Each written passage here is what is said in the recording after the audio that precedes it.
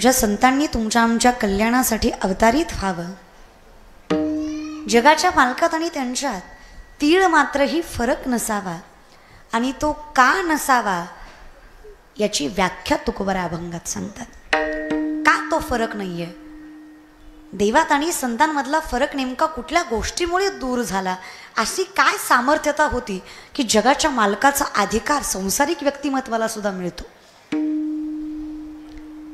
जगद्गुरु तुकोबाराय सांगतात, देवा तुझ्या दारी यावं, तुला पाहावं, आणि आम्ही आमचं राहूच नाही. पण याला सुद्धा प्रारब्ध प्रबळ असावं.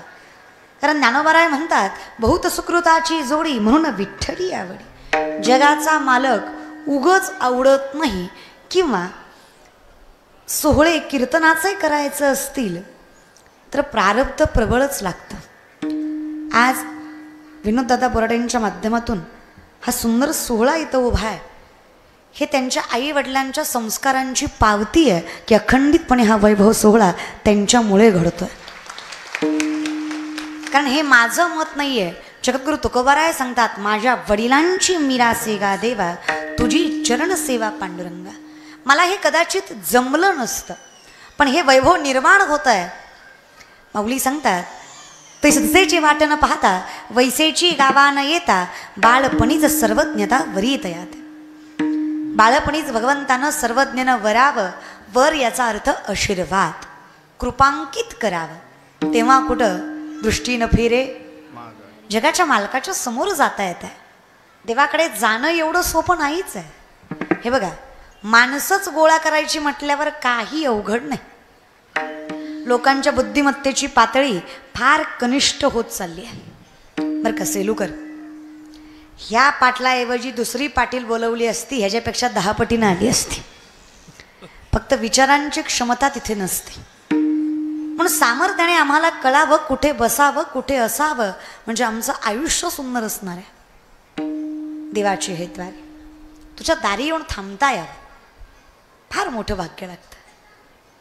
काही माणसं म्हणतात निघालतो कीर्तनाला, गेलो नाही. काही म्हणतात गेलतो, बसलो नाही. काही म्हणतात बसलो, मधनं चालो, पटलं नाही. काही म्हणतात शेवटपर्यंत बसलो, कळलंच नाही. तुमच्या चुकाच नाही मायबाप. तुमचं पाय कीर्तनाकडे वळत नाही, तुम्हाला कीर्तनं कळत नाही.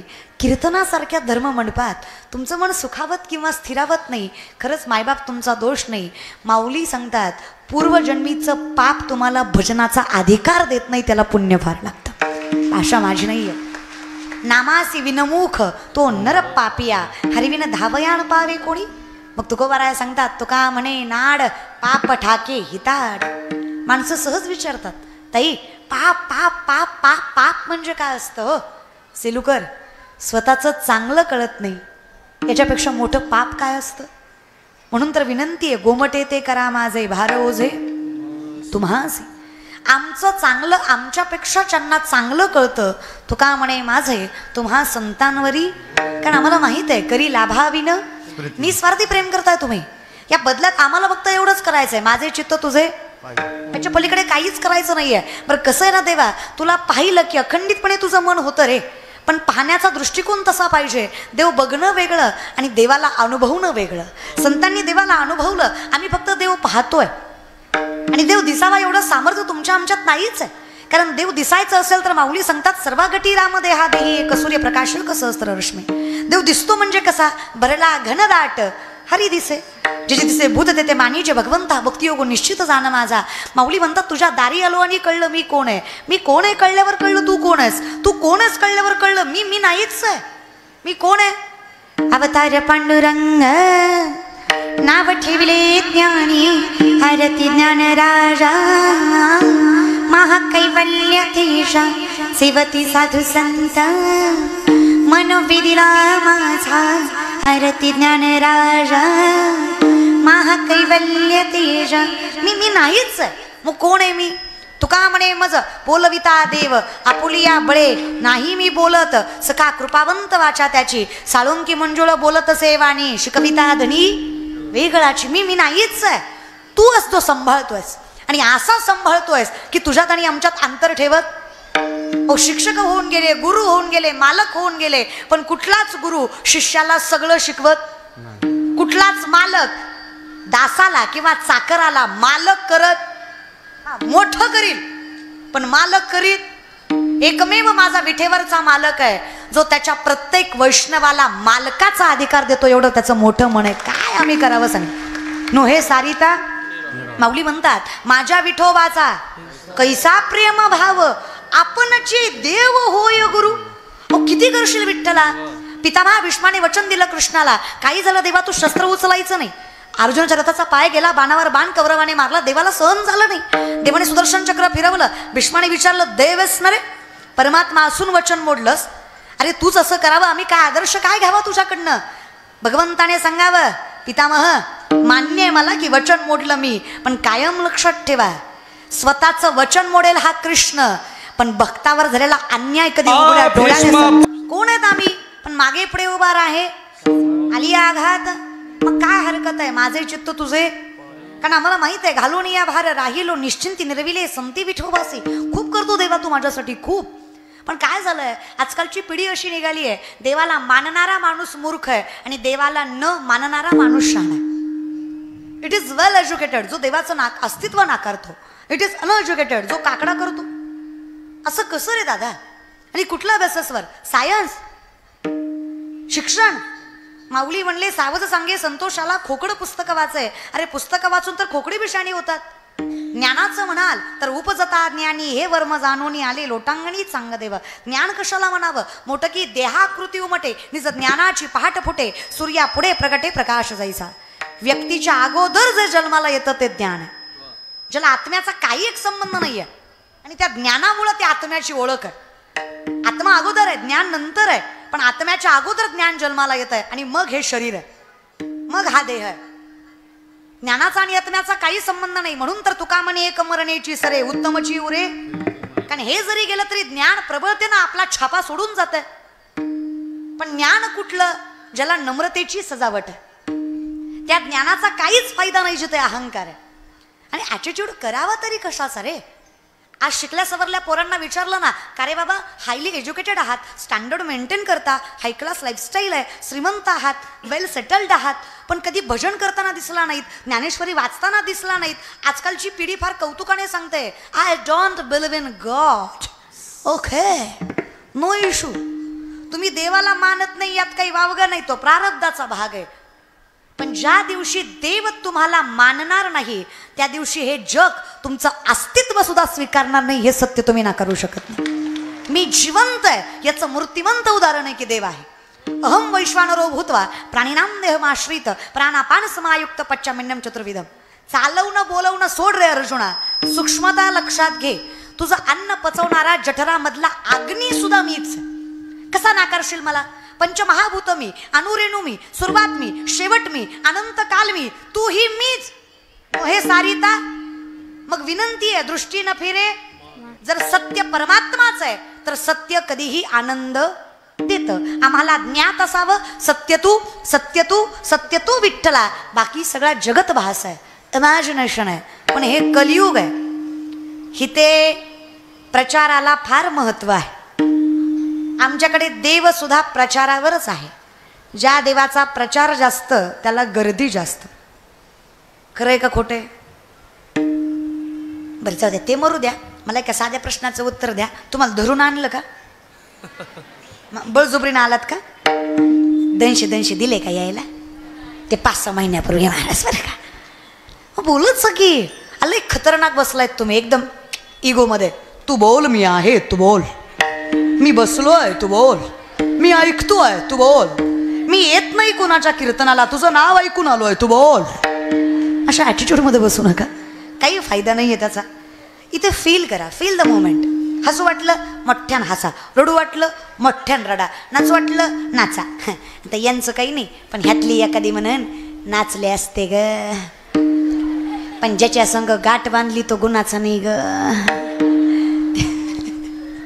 त्याला जर कळलं नाचत होती कीर्तनात तर घरी गेल्या गेल्या कीर्तन घेईल माझं. घरी गेल्या गेल्या म्हणीन लई संती नालती मंडपात तुझ्या अंगात, तू ये घरी, तुझी महाराजीन काढी तो नाचत होती होय. काय लोकांचा पॉइंट ऑफ व्ह्यू आहे, बघण्याचा दृष्टिकोन आहे. जी पोरगी वरातीत नाचते ती सुशिक्षित आहे आणि जी कीर्तनात नाचते ती नालायक आहे. कितपत योग्य आहे. नाकाच्या शेंड्यापासून टकल्यापर्यंत गंध, बापाच्या कमरेत लाता, देव भेटला नाही, तू बाप ठोकला. कसला परमार्थ, कसला दृष्टिकोन हा? लय विचित्र काम आहे आपल्या परमार्थाचं. सोमवार गुरुवार खात नाही, बाकी दणकावून हाणतो, मग तेवढं कशाला सोडतो? तेवढं बी खात जा की. तुम्हाला असं वाटतं का सोमवार गुरुवार देव बघतो आणि बाकीचे डोळे झाकतो, तू खामी बघत नाही, तू खामी, असं करतो का देव? काय अनएज्युकेटेड, म्हणजे कसं रे, असा विचार नाही करत. अनमॅच्युअर सारखं नका वागू, विनंती माझी. खतरनाक आहे आपण. 10 दिवस गणपती बुडवताना बाबूराव, कोणी सांगितलं बसवायलाच? नको बसवू, काही उपकार करू नकोस देवावर. नवरात्राचे उपवास, दसऱ्या दिवशी बोकड, देवी कुपती म्हण, पोत्यात घालून हाणला पाहिजे. आधी सांगणारा आणि कोण ऐकणारा महाराज. अनलॉजिकल माणूस आहेत, कसलंच लॉजिक नाही परमार्थाला. महाराज लोकांच्या पाया पडल्यावर लेकरू होतं, काय लॉजिक आहे? प्रॅक्टिकली पण विचार कर ना. अशी महाराज लोकांच्या पाया पडण्यानी पोरं झाली असती, बायको काय बॉम्बलाई केली असती. लग्न ही परंपराच नसती राहिली दादा. मी नाही म्हणत, तुकोबाराय म्हणतात, नवसे कन्या पुत्र होती तरी का करणे लागे पती. तुकोबारायांचं स्पष्ट मत आहे, नेने फुंको कान नाही एकांतीचे ज्ञान. अहो माऊली म्हणतात, जयाचे आहिक धड नाही तयासी परित्र पुससी काही, अशी गत आम्हा वारकऱ्यांची झाली. आणि वैष्णव कुणाला म्हणावं? ज्या दिवशी मृत्यूचं भय वाटणार नाही त्या दिवशी समजायचं वैष्णव झालो. आता काळही आम्हाला घाबरवू शकत नाही, कारण आमचा देह कारणीच जगाच्या मालकाचा आहे. जीव दिला, आम्ही काय घाबरावं कुठल्या तरी गोष्टीला? तू काय म्हणे, सत्य कर्मा भावे साह्य घातली या भय. कारण आमचा विषय तो त्यांचा झाला, माझे चित्त तुझे भयच नाही ना दादा. भयमुक्त आयुष्य म्हणजे वैष्णव आहे. प्रत्येक गोष्टीची चिंता करतोय तो वैष्णव कसा? विनंती माझी, असू द्या गळ्यात तुळशीची माळ, फार जगण्याचं बळ वाढवते. गळ्यात तुळशीची माळ असावी, कपाला गंध असावा, दारात तुळस असावी, मुखात विटेवरच्या मालकाचं नाव असावं. अरे किती संकट आली ना आयुष्यात, प्रत्येक संकटाला नजर वर करून बघायचं सामर्थ्य जगाचा मालक देतो. फक्त हे एवढं करावं. तुम्ही टाळ्या सुद्धा माझ्यावर उपकार केल्यासारख्या वाजवत आहे. तुमची टाळी सुद्धा अशी आहे नाही, खरंच नाही. तुम्ही असं टाळ्या सुद्धा अशा वाजवत आहे. दर गे दर दर दर दर दर आली आमच्या गावात, दर गे दर दर दर दर दर दर दर दर. कसं हो हे असं आहे. भावे विन भक्ती, भक्ती विन मुक्ती, बळे विन शक्ती, भावे विन देव नकळे निसंदेह, गुरुविना अनुभव कैसा कळे. भाव बळे आकळे एरविना कळे, कर तरी आवळे, काही नलगे एक भावची कारण, तुका म्हणे आन विठोबाची. पण आमची अवस्था द्वैताची झाडणी, गुरुविन ज्ञान, तया कैची कीर्तन घडेल नामी द्वैत असत्य कल्पना. हे जग ॲडव्हर्टाइजमेंटचं आहे रे. ही जी म्हण आहे ना, डोंट जज बुक बाय कवर, ही कलियुगात लागू होत नाही. इट्स ॲब्सोल्युटली बुक जज बाय कवर. इथं प्रेझेंटेशनवरच तुमचा क्रायटेरिया ठरवला जातो. इथे महाराज सुद्धा चांगल्या गाडीत आला तरच किंमत आहे. महाराजाचं ज्ञान बघितलं जात नाही, गाडीची कंपनी बघितली जाते, है की नाही?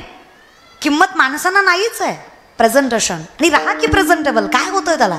पैसा कमवा, कमवावाच.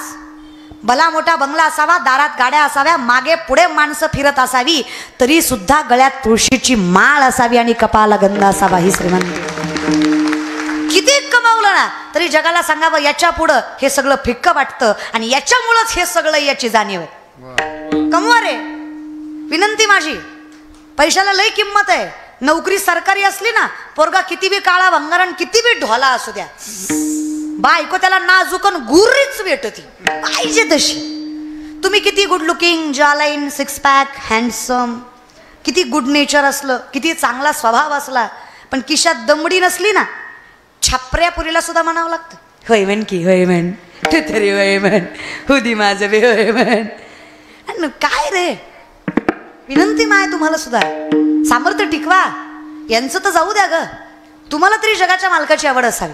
काय माहित आहे, यांचं तुम्हाला येत नाही पण तुमचं यांना, तुम्ही केलेलं पुण्य नवऱ्याच्या पदरात पडतं.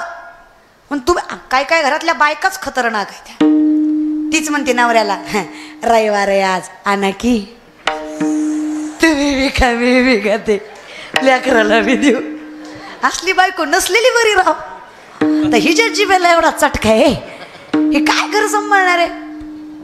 अरे स्वतःच्या आई वडिलात आणि नवऱ्याच्या आई वडिलात फरक न करणारी स्त्री तुम्हाला पत्नी म्हणून भेटणं हे तुमचं सगळ्यात मोठं पुण्याचं लक्षण आहे की तुमची पत्नी माळकरी आहे, तुमची पत्नी मोठ्यांचा आदर करते. दोन गोष्टी असाव्या ग माय आपल्यात. समाजात नजर वर करूनच चालायचं, पण आपल्या माणसात नम्रतेनंच राहायचं. ती आपली नाती आहेत, जपायची आहेत आपल्याला. कारण शास्त्र सांगतं ज्या घरातली स्त्री कुठल्याही परिस्थितीमध्ये कधी चेहऱ्यावर दुःख येऊ देत नाही आणि ज्या घरातला पुरुष कुठल्याही परिस्थितीमध्ये जेव्हा नीती सोडत नाही, त्या घरातला पांडुरंग आणि लक्ष्मी कधीच ते घर सोडत नाही. एवढी ताकद तुमच्या दोघात आहे. काहीच करायचं नाहीये. वाणी रसवती यस्य यस्य श्रमवती क्रिया लक्ष्मी दानवती यस्य सफलम तस्य जीवित. अगदी सोपं आहे. फक्त काय पाहिजे? तुझं पाहता जगाच्या मालकाची आवड पाहिजे, बाकी काहीच नकोय. बरं, देवा इतकं देखणं कुणी आहे का? पण जगद्गुरु तुकोबांचा अभंग असल्यामुळे तुकोबा बाह्य स्वरूपाचं वर्णन करत नाही. तसा विचार करायला गेला प्रॅक्टिकली तर आपण सुंदर त्याला म्हणतो जो गोरा आहे, अंग काठीने चांगला आहे, नाका डोळ्याने चांगला आहे. त्यातला पहिलाच मुद्दा माझ्या पांडुरंगाला लागू होत नाही. तो गोरा नाहीये, तो सावळा. पण त्याच्यासारखा देखणा विश्वात का नाहीये? कारण वैष्णव ज्या नजरेने त्याला बघतात ती नजर म्हणजे निर्वाणी गोविंद असे. माणसाचं दिसणं महत्वाचं नसतं, माणसाचा स्वभाव महत्वाचा असतो. आणि माझ्या विठ्ठलाच्या स्वभावाचा विचार करायला गेलात तर उच नीच काही नेने भगवंत तिष्ठे भावभक्ती देखोनिया. आजही माझा सवळ्यातला विटेवरचा मालक पंढरपुरात वाळवंटात कीर्तनात येऊन नाचतं, एवढं ज्याचं मन मोठं त्याला पांडुरंग म्हणावं. प्रत्येक देवाचं दर्शन आजही, प्रत्येक देवाचं दर्शन 100 ते 150 फुटाच्या अंतरावर आहे. आजही माझ्या पंढरीच्या मालकाचं दर्शन चरणावर मस्तक ठेवून आहे. हा स्वभाव माझ्या पांडुरंगाचा. या स्वभावामुळे त्याची सुंदरता वाढते. काय स्वभाव आहे? साधा वया भक्ती काज नाही लाज धरीत. अहो, लाज बाळगत नाही भक्तांचं रक्षण करताना. अजून काय स्वभाव हवा? या स्वभावामुळे देवा तू सुंदर आहेस म्हणून तू मला आवडतोयस असं नाहीये. मला तू इतका आवडतोयस की तुझ्याशिवाय मला काही सुंदर दिसतच नाही. हा माझा परमार्थ आहे, हे लक्षात घ्या. कारण जिकडं बघावं तिकडं तूच दिसतोय, मग तुझ्याशिवाय सुंदर दिसेल का? कारण मी ज्याच्या कोणाकडे बघतोय तिथे मला विठ्ठल जळी स्थळी देव नटला नाना परे.